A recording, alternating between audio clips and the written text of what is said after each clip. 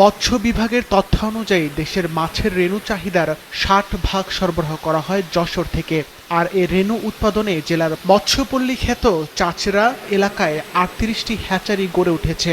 এর মধ্যে শুধু শহরতলির চাচড়া ডালমিল এলাকায় অবস্থিত ন্যাশনাল ফিশ হ্যাচারিতে উৎপাদিত হয়েছে প্রায় ১০,০০০ কেজি রেণু। এর থেকে তাদের আয় এসেছে প্রায় ৪০ কোটি টাকা। রেণুর গুণগত মানের পাশাপাশি উৎপাদনে নিজস্ব সময়োপযোগী ও সাশ্রয়ী প্রযুক্তি ব্যবহার করে বহুমুখী প্রতিভার পরিচয় দেওয়ায় জাতীয় মৎস্য পক্ষ উপলক্ষে এর স্বত্বাধিকারী আমিরুল হককে দেওয়া হয়েছে স্বর্ণপদক। রোববার প্রধানমন্ত্রীর কাছ থেকে তিনি এ পদক গ্রহণ করেন।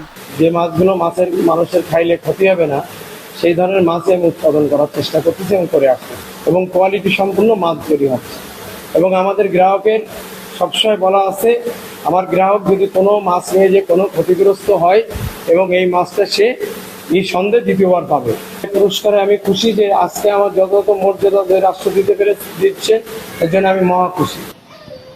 ন্যাশনাল ফিশ হ্যাচারি দেশের মৎস্য চাষের অগ্রগতিতে বড় অবদান রেখে চলেছে বলছেন স্থানীয় রেণু, পোনা উৎপাদনকারী ও মাছ চাষিরা। গুণগত মানসম্পন্ন রেণু উৎপাদন করে চাষিদের দোরগোড়ায় পৌঁছায় যাচ্ছে। আমি জনাব আমিরুল হকের উত্তর সমৃদ্ধি কামনা করি। সারা বাংলাদেশে মাছ সাপ্লাই করে এবং এই মাছ তাদের গুণগত মানও ভালো।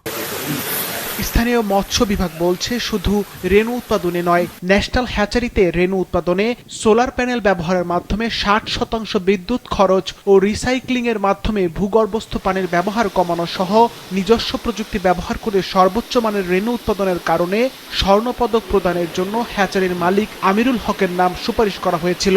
গুণগত মানসম্পন্ন যে পোনা উৎপাদনে তার ভূমিকা প্রশংসনীয় এবং প্রতি বছর গত বছর তিনি প্রায় ১০,০০০ কেজি রেণু উৎপাদন করেছেন। গত অর্থ বছরে যশোর জেলার মোট রেণুর চাহিদা ছিল ১৯,৩১৭ কেজি। স্থানীয় চাহিদা মিটিয়ে এ জেলার হ্যাচারি মালিকরা দেশ জুড়ে সরবরাহ করেছেন ২৭,৭৩৪ কেজি রেণু। সিফাত রহমান, মাছরাঙা নিউজ ডেস্ক।